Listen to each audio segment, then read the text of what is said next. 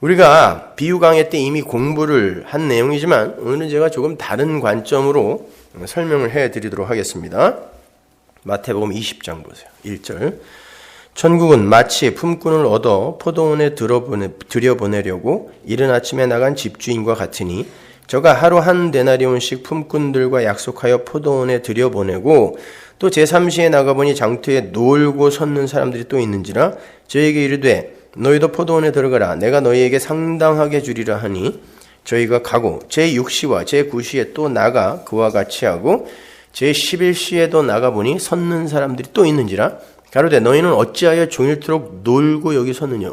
여기서 논다라는 건 그냥 막 재밌게 놀았다는 게 아니라 아무 할 일 없이 쓸모없는 존재로 섰다는 그런 뜻이에요. 가로되 우리를 품꾼으로 쓰는 이가 없음이니이다. 왜? 하도 꼴 같지 않으니까 아무도 안 데리고 간 거예요. 근데 주인이 그들을 부르는 겁니다. 가로되 너희도 포도원에 들어가라 하니라. 그러니까 이 주인이 일을 시키려고 했으면 이런 사람 데려가면 안 돼요. 일 시키는 게 목적이 아니었다는 걸 보여주는 거예요. 그래서 쓸모없는 자들이 나오는 거죠. 저물매 포도원 주인이 청지기에게 이르되 품꾼들을 불러 나중 온 자부터 시작하여 먼저 온 자까지 삭설 주라 하니 제11시에 온 자들이 와서 한 데나리온씩을 받거늘. 맨 마지막에 온 자들이 한 데나리온을 받았어요. 왜? 약속했거든요. 한 데나리온씩 준다고. 다. 먼저 온 자들이 와서 더 받을 줄 알았더니 저희도 한 데나리온씩 받은지라 받은 후 집주인을 원망하여 가로되 나중 온 이 사람들은 1시간만 일하였거늘 저희를 종일 수고와 더위를 견딘 우리와 같게 하였나이다. 주인이 그 중에 한 사람에게 대답하여 가로되 친구여 내가 네게 잘못한 것이 없노라. 네가 나와 한 데나리온의 약속을 하지 아니하였느냐? 네 것이나 가지고 가라. 나중 온 이 사람에게 너와 같이 주는 게 내 뜻이니라. 내 것을 가지고 내 뜻대로 할 것이 아니냐? 내가 선함으로 네가 악하게 보느냐? 이와 같이 나중된 자로서 먼저 되고 먼저 된 자로서 나중되리라. 예수께서 예루살렘으로 올라가려 하실 때에 12제자를 따로 대시고 길에서 이르시되 보라 우리가 예루살렘으로 올라가노니 인자가 대제사장들과 서기관들에게 넘기움에 저희가 죽이기로 결단하고 이방인들에게 넘겨주어 그를 능욕하며 채찍질하며 십자가에 못 박게 하리니 제3일에 살아나리라. 여러분 포도원 품꾼의 비유는 이렇게 십자가로 끝나는 거예요. 이걸 주의 깊게 보셔야 돼요. 포도원 품꾼의 비유가 예수님의 십자가 지심으로 결론이 나는 거란 말입니다. 이걸 설명하기 위해 포도원 품꾼의 비유가 앞에 붙어 있는 거란 말이죠. 잘 보시면 예수님께서 하나님 나라를 설명하는데 천국, 하나님 나라는 주인이다 이렇게 이야기하죠. 그죠? 하나님 나라는 주인과 같다. 천국은 어떤 공간적이며 장소적인 개념이 아니라 주인과 같다라는 건 주인의 마음을 아는 것이다 라는 말씀을 하는 거예요. 예수님이 영생은 하나님과 하나님이 보낸 아들 예수 그리스도를 아는 것이다 라고 말씀하셨잖아요. 그 말을 그대로 반복해서 말씀하시는 거란 말입니다. 그러니까 천국은 예수 안에 담긴 예수 안에 하나님의 뜻, 하나님의 마음, 아가페라 그래요. 그거를 사랑을 심어서 보냈단 말이에요. 그게 뭔지를 아는 거예요. 천국은 예수 안에 담긴 하나님의 마음을 알고 그걸 누리고 찬송하는 상태라는 걸 이야기하는 거예요. 그 주인의 마음을 아는 이들은 궁궐이나 초막이나 그 어디나 하늘나라로 살아낼 수 있는 것이다 라는 그런 말이 되겠죠. 그러면 그 주인이 어떤 주인인지 알아보자고요. 그 주인은 자기의 포도원의 품꾼들을 들여보내기 위해 이른 아침부터 나가는 그런 주인이에요. 일을 시키기 위해라고 하지 않고 포도원에 들여보내기 위해라고 그래요. 성경이. 그죠? 포도원에 들여보내기 위해. 이른 아침에 나갔어요. 이른 아침. 주인이 천국이다 그랬어요. 근데 천국이 자기 백성을 부르러 가는 거예요. 여러분이 열심히 노력해서 천국에 들어가는 게 아니에요. 천국은 여러분에게 침노에 들어오는 거라니까요. 지금 천국이 부르러 가죠. 사람을. 당시 히브리 사람들에게 있어서 이른 아침, 즉 일을 시작하는 시간은 새벽 6시였어요. 그걸 영시라고 그래요. 히브리 사람들은요. 6시간 차이에요. 우리랑. 새벽 6시에 하루의 먹거리를 위해서 긍휼의 손길을 기다리고 있는 사람들에게 포도원 주인이, 천국이 가는 거예요. 하나님 나라가 침노에 들어가는 거예요. 살려내려 먹을 걸 주려고요. 고대 시대 때 사람들은 잘 사는 중산층이 하루에 2끼 먹었어요. 그리고 웬만한 사람들은 다 하루에 1끼밖에 못 먹었어요. 그래서 우리 말에도 점심이라는 단어가 없는 거예요. 아침하고 저녁은 우리 한글이거든요. 점심은 먹은 지가 얼마 안 돼요. 그래서 중국에서 빌려다 쓴 거예요. 점심. 그만큼 살기가 힘들었어요. 대부분의 사람들이 하루 벌어서 하루를 연명하는 그런 삶을 살았단 말이에요. 요즘도 LA에 보면 홈디포 앞에 멕시칸들이 우글우글 서 있죠. 그죠? 하루 종일 서 있는 사람도 있어요. 보면은 다 문제가 있어, 걔네들은. 그러니까 튼튼하고 건강한 애들은 주인들이 와갖고 이렇게 잡아가는데, 일 시키려고. 그냥 비리비리하고 술이나 취해 있는 그런 사람들은 하루 종일 거기서 그냥 노닥거리고 앉아있죠. 그죠? 그런 거 연상하시면 될 거예요. 만일 하루 일을 공치면 온 가족이 굶게 되는 거예요. 그때 당시엔 저축이라는 이런 개념이 없었어요. 따라서 일을 구하기 위해 나와 서 있는 사람들에게 있어서 주인의 부름을 받는 건 정말 절박한 거였어요. 부름을 받아야 먹고 사는 거예요. 주인이 당시 하루 품삯인 한 데나리온을 약속하고 품꾼들을 포도원으로 들여보냅니다.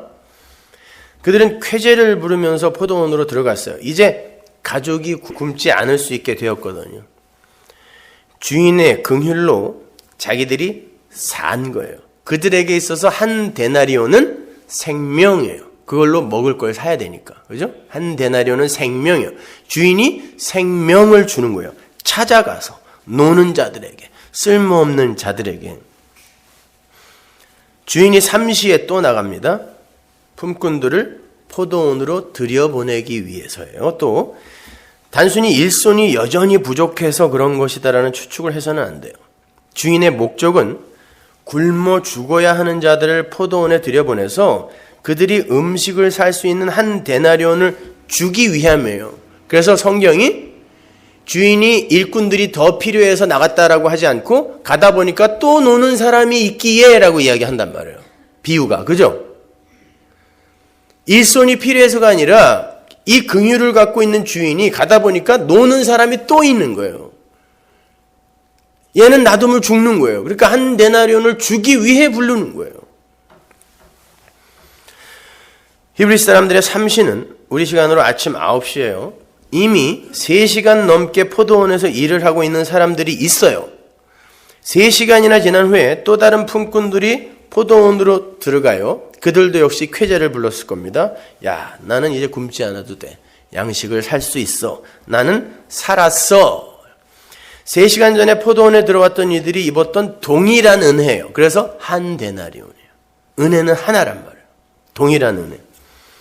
주인이 6시와 9시에도 나갔고 11시에도 나갔어요. 11시는 저녁 5시예요. 6시에 일이 끝나거든요. 근데 11시에 주인이 품꾼들을 또 불러온단 말이에요. 근데 재밌는 표현이 나오죠. 품꾼들이 놀고 있다. 7절을 보면요. 놀고 있다. 그때 주인이 물어요. 왜 놀고 있느냐? 그러니까 아무도 우리를 품꾼으로 불러주지 않습니다. 그러죠. 그거는 품꾼들이 자격이 있거나 능력이 있어서 부름받은 것이 아님을 확실하게 보여주는 표현인 거예요. 아무짝에도 쓸모가 없는 인간들을 주인이 포도원에 들이고 있는 거예요. 왜요? 살리기 위해서요. 일을 시키기 위함이었으면 아무도 불러가지 않은, 그리고 이제 일할 시간이 1시간밖에 안 남았는데 그냥 민기적거리다가 걔네들은 한 데나리온 받아간 거거든요. 그렇게 효율성 없이 일을 하는 주인은 없단 말이에요. 일을 시키기 위함이 아니에요. 잉여를 생산하기 위해서가 아니라 사람을 살리기 위해서란 말입니다. 주인은 그 쓸모없는 사람들을 포도원으로 불러요. 그들은 그야말로 횡재한 거죠. 야, 이제 다 틀렸다. 이제 집에 가야 되네. 우린 다 굶어야 되네. 어떡하지? 그러고 있는데 뜬금없이 주인이 오더니 너도 가서 일해. 아니, 이제 1시간밖에 안 남았는데 그냥 1시간 일해. 그래도 한 데나리온 줄게. 이렇게 불러간 거예요. 그러니까 면목 없는 거, 이 사람들은요. 그죠? 얼마나 고마웠겠어요. 이렇게 0시에 온 사람, 3시에 온 사람, 6시에, 9시에, 11시에 온 사람 모두 주인에게 은혜를 입고 행복하게 일을 했어요. 주인과만 관계할 때는. 그죠? 행복하게 일했단 말이에요. 왜? 나는 살았으니까. 남들 노는데 나는 선택받아서 지금 살았으니까. 한 데나리온이 약속되어 있으니까. 근데 문제는 임금을 계산할 때 발생해요. 그러니까 부름을 받은 자는 많아도 택함을 받은 자가 적다라는 게 여기에 적용되는 거예요. 부름을 받아서 일을 하는데 나중에 이 은혜를 이해 못하는 자들이 있다는 걸 보여주는 거예요. 주인이 11시에 온 사람부터 임금을 주는데 애초에 약속한 한 데나리온을 주는 거예요.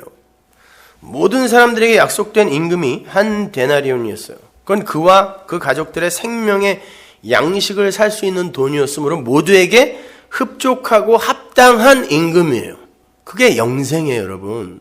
그게 구원이라는 거예요.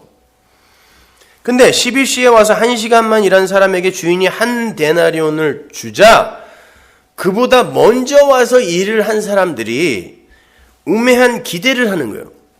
굶어 죽을 수밖에 없었던 자격 없는 자기들의 그 처음 자리를 잊고 내가 일한 만큼 보상을 받아야 한다는 생각에 사로잡힌 거예요. 왜냐하면 쟤보다는 내가 더 많이 일했고 그 일은, 역사 속 일은 나를 가치 있는 자로 만들어주는 거라는 생각이 있는 거예요. 그러니까 보상을 더 받아야 된다라고 마음을 먹은 거, 생각을 한 거죠. 처음에는 자기들의 일용할 양식을 마련할 수 있게 해준 주인이 그저 고맙기만 했어요. 그런데 자신이 한 일의 양과 다른 사람의 것을 비교하면서부터 은혜가 망각이 되고 불평과 원망이 터져 나왔어요. 그 은혜와 긍휼을 베풀어준 주인을 향해. 다른 사람과 자기는 차등 있는 대우를 받아야 한다라는 거예요. 이게 차등 상급론이에요. 내가 일한 만큼 나는 더 많은 상을 받아야 된다. 자기는 더 많이 일했고 더 열심히 일했으므로 상을 더 달라는 거예요. 그때 주인이 뭐라 그래요? 왜 불평하냐? 내가 애초에 한 데나리온씩을 약속하고 너희를 데려오지 않았니? 그래서 그렇게 주고 있는데 왜 불평하냐? 내가 너에게 약속한 그걸 주고 있는데 왜 불평하는 거냐? 다른 이들이 나의 은혜를 받는 게 그렇게도 배가 아프니? 이게 천국에 합당하지 않은 자란 말이에요. 다른 이들이 은혜를 받는 게, 이게 바리새인들이었죠. 저 세리와 창녀가 천국 가면 난 안 가요. 그랬단 말이에요. 바리새인들이. 다른 이들이 은혜 받는 게, 나에게 은혜를 받는 게 그렇게 배가 아프니? 그렇다면 만일 내가 너희들에게마저 은혜를 안 베풀었으면 어떻게 될 뻔했니? 제가 조금 의역을 했지만 이 이야기를 하시는 거예요. 예수님이요. 내가 너희들에게도 은혜를 베풀지 않았으면 너희들은 어떻게 될 뻔했어? 너희들도 죽는 거야. 근데 그걸 잊어버리고 이제 와서 나는 이렇게 많이 일했는데 왜 쟤랑 똑같은 임금을 줘요? 이렇게 불평을 해. 이걸 묻는 거예요. 여러분 생각해 보십시오. 성도는 그의 효용 가치나 자격이나 능력을 가지고 구원을 받은 사람들이 아니에요. 모든 성도가 다 죽음의 자리에 있었어요. 죄와 허물로 죽었었잖아요. 우리는요. 다 죽음의 자리에 있었어요. 그들 각자의 외양과 스펙은 다 달라요. 다 다르지만 죽어 있었어요. 그대로 두면 그냥 죽음의 불못으로 들어가는 거예요. 다, 누구나 다. 모두가 다 죄인이었고 하나님의 원수들이었단 말이에요. 그런데 예수님께서 아버지로부터 생명책이라는 명단을 받아들고 내려오신 거예요. 그리고는 그들의 외양과 스펙에 상관없이 그 생명책에 적혀있는 자들의 이름을 불러서 당신의 품 안으로 이렇게 끌어안으신 거예요. 누구는 조금 먼저 부르고 누구는 조금 나중에 부르고 이건 아무 문제가 아니에요. 그냥 다 죽어야 할 자들을 누구는 조금 먼저 불러서 하나님 나라를 살게 하고 누구는 조금 늦게 불러서 또 하나님 나라를 살게 하고 그렇게 하신 거란 말이에요. 이게 구원이란 말이에요. 그런데 무슨 상을 원하냐고요, 우리가요. 어떻게 차등 상급론이라는 말이 나오냐고요. 이거는 역사 속 교회가 사람들을 착취하기 위해 만들어낸 거예요, 여러분. 성경을 오역해서요. 이용해서.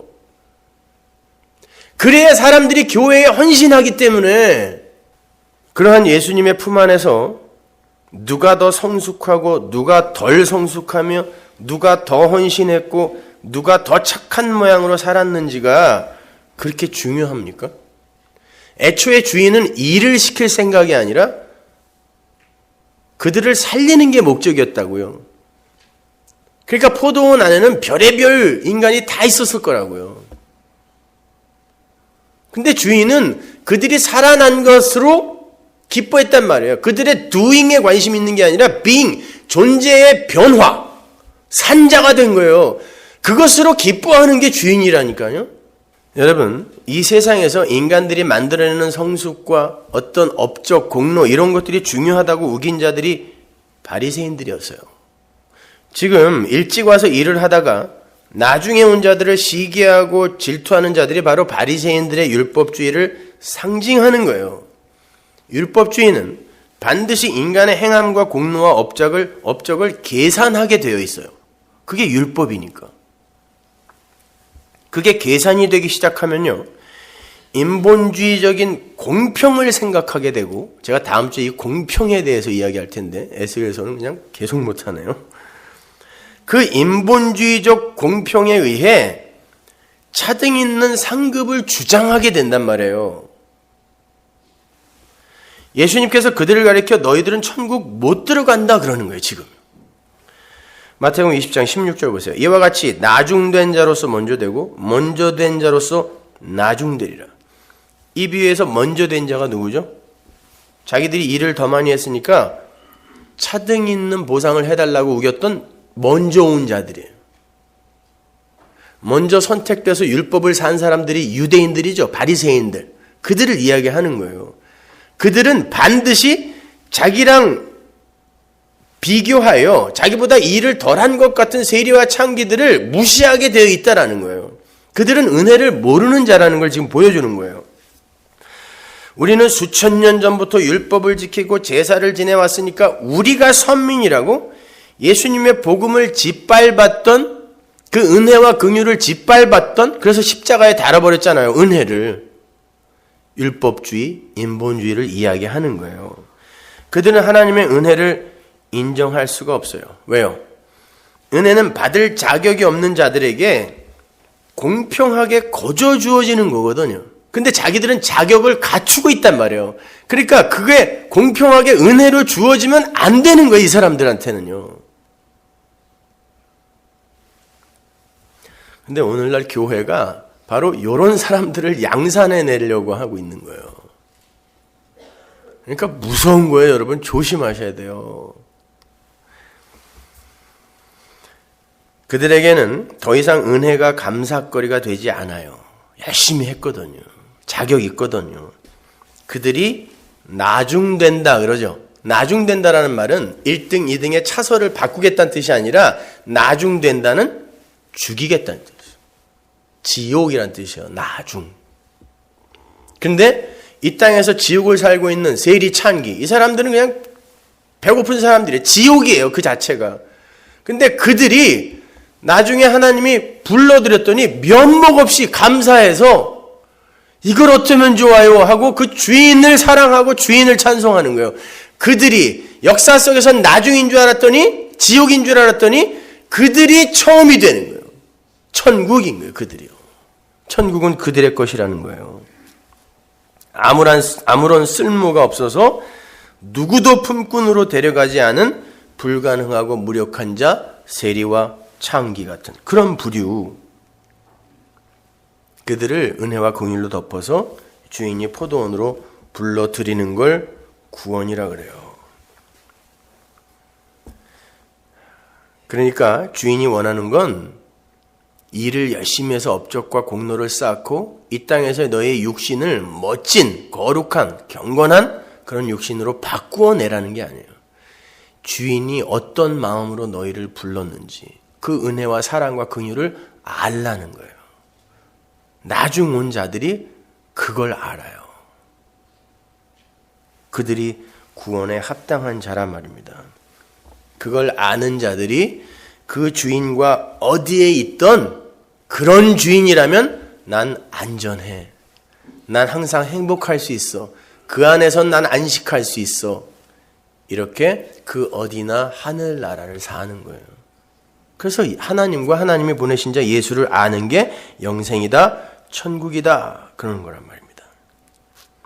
그 주인의 마음, 하나님의 뜻, 하나님의 사랑을 아는 자가 하나님과 연합이 되어 아들이 되는 거예요, 여러분.